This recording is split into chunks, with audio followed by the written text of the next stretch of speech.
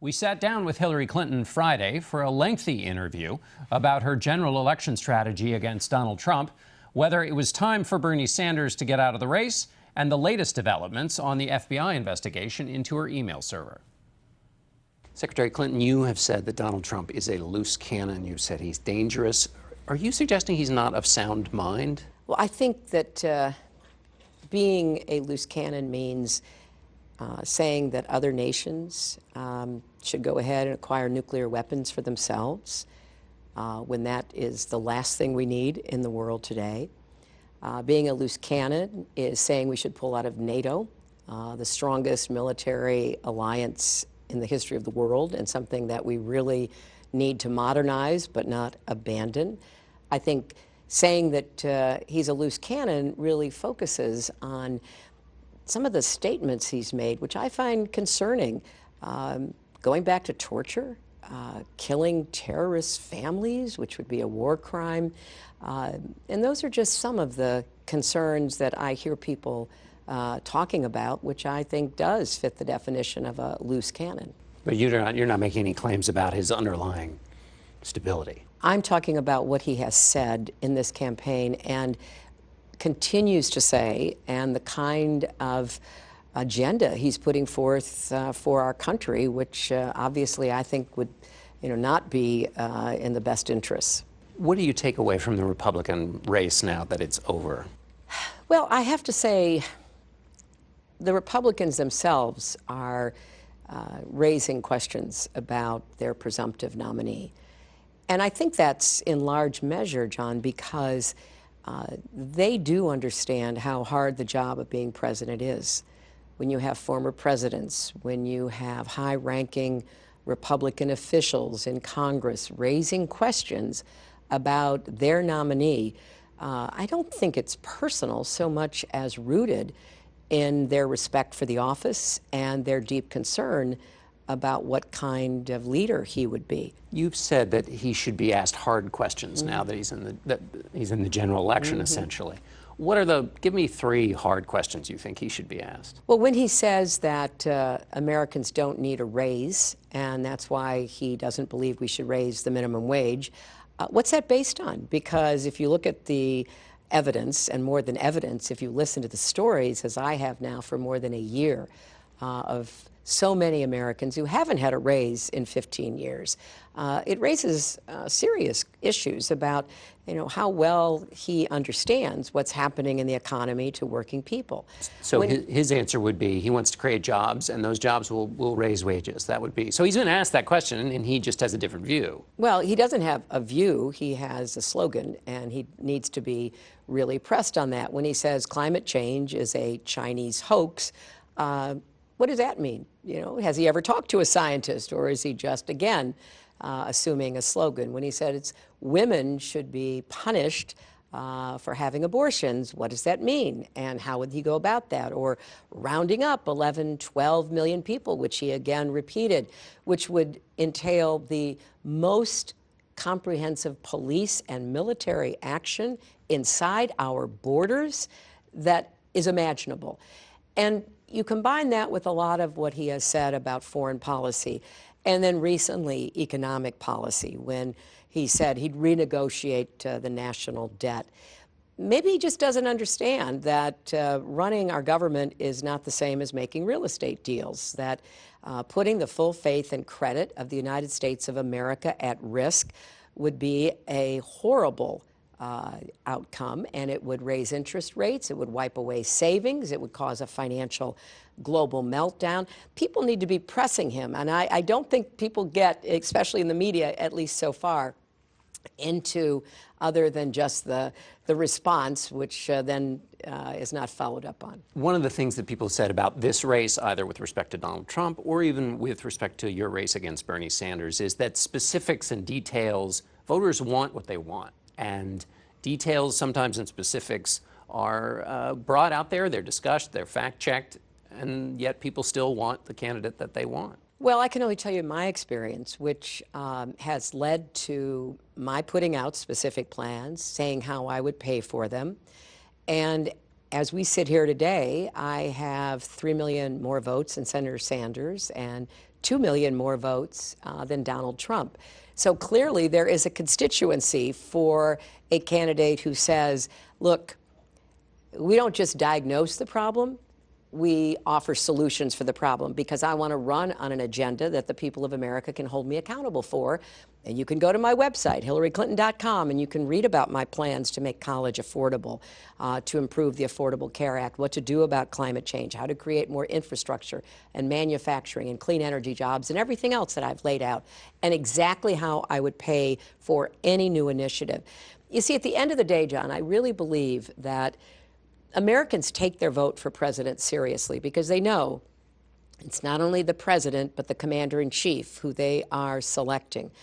And I have a lot of confidence in the common sense of the American voter, and I'm going to continue to talk specifically about what I will do, draw contrasts with my opponents, and particularly with Donald Trump. When people look at what a general election might be like, and we'll get to the race that you still have going in the Democratic race, but they see Donald Trump has high negatives, high unfavorable numbers. You also have high unfavorable numbers, and they think this is going to be a very ugly race.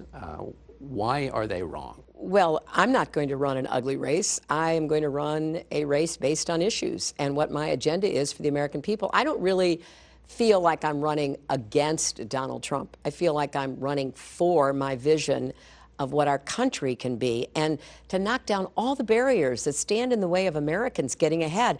I've heard about those. I've sat across the table from, so many Americans. I've been in large and small crowds. People grab my hand and talk to me about how hard it is to make ends meet. They've got 2 minimum wage jobs and they can't pay their rent, or their child has an addiction problem, or they can't afford college. I know what is really racking the hearts and minds of Americans. I'm going to stay focused on that, and I hope that that's what the voters will want to hear. Some of your aides talk about something called Republicans for Hillary. They think that with Donald Trump getting the nomination, it opens a certain kind of Republican voter to you that might not have been available before. How do you get that voter? The skeptical voter who's skeptical of Hillary Clinton, but that you might be able to get now. What's the pitch to them? Well, obviously, I'm reaching out to Democrats, Republicans, independents, all voters who want a candidate who is running a campaign based on issues, who has been willing to put out plans and explain those plans and talk about how to pay for those plans, who has a track record of getting results for people, who understands that although we do live in a dangerous world, there's nothing we can't meet in terms of the challenges we face if we put our minds to it.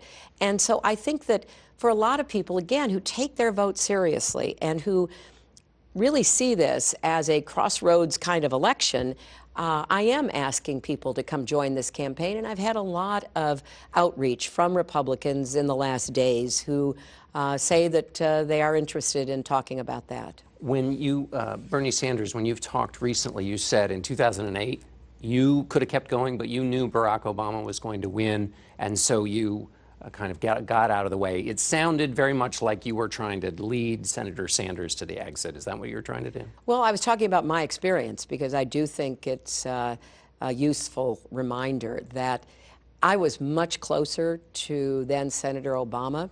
We were neck and neck in the popular vote. His lead over me in the pledged delegate numbers was much, much smaller. As I say, I'm 3 million votes ahead of Senator Sanders, nearly 300 pledged delegates ahead of him. He has to make his own mind up, but I was very heartened to hear him say last week that he's going to work 7 days a week to make sure Donald Trump does not become president. And I want to unify the party. I see a great role and opportunity for him and his supporters to be part of that unified party, to move into not just November to win the election against Donald Trump, but to then govern based on the progressive goals that he and I share. We both want to raise the minimum wage. We both understand you've got to rein in bad actors on Wall Street and in corporate America to make sure they don't wreck Main Street. We have a lot of the same goals, and I hope we can unify around them. Let me ask you about developments in the investigation into your email server. Apparently the FBI has contacted your team in terms of talking to you. What can you tell us about that? No one has reached out to me yet, but last summer, I think last August, I made it clear I'm more than ready to talk to anybody, anytime. And I've encouraged all of my assistants and to be very forthcoming, and I hope that this is close to being wrapped up. So nobody said, Hillary Clinton, we'd like to sit down and talk to you from the FBI. Not at this point. If there is this moment where voters are looking now in a general election context, they're thinking of you versus Donald Trump. Some voters may be paying attention now in a different kind of way. What's your answer to those people who think, gee, FBI inquiry, that's a big deal? What do you say to them? I say what I've said now for many, many months. It's a security inquiry. I always took classified material seriously.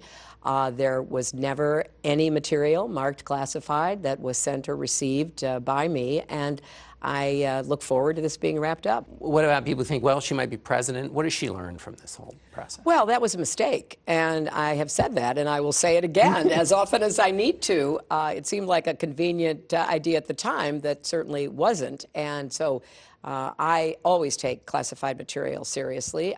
There's no argument about that I'm aware of, and I will continue to do so, and within whatever parameters are required for the president, which I know a little bit about, having served with President Obama. Is there a broader lesson, though, outside of email, just in terms of just a broader lesson that comes out of this process? Well, look, I think that if you don't keep learning, you're going to stagnate and just not move forward. And I know I've got to do my very best to answer any questions that are raised about me in any context. I've been doing that for 25 years, so I do have a lot of experience with it. But I also think it's fair that anybody who is vying to be president be asked the same hard questions. You know, I've got 33 years of tax returns in the public domain, and Donald Trump won't release his tax returns, and his claim they're being audited just by any analysis doesn't hold up. So what's there? And he owes it to the American people, and the press owe it to us to make sure that those kinds of questions are posed to everybody. A general election voter will know when Hillary Clinton's in the office and a convenient option arrives, maybe she'll think twice about it? Well, as I have said many times, that was absolutely permitted, and I did it, and it turned out to be a mistake. It wasn't the best choice. And if you look at, though, the very difficult decisions that I was involved in, even as Secretary of State, putting together the sanctions on Iran that led us to the negotiations that put a lid on their nuclear weapons program, ending one of the conflicts in Gaza by negotiating a ceasefire between Israel and Hamas. You can look at my record, and you can see that we just passed the 5th anniversary about bin Laden.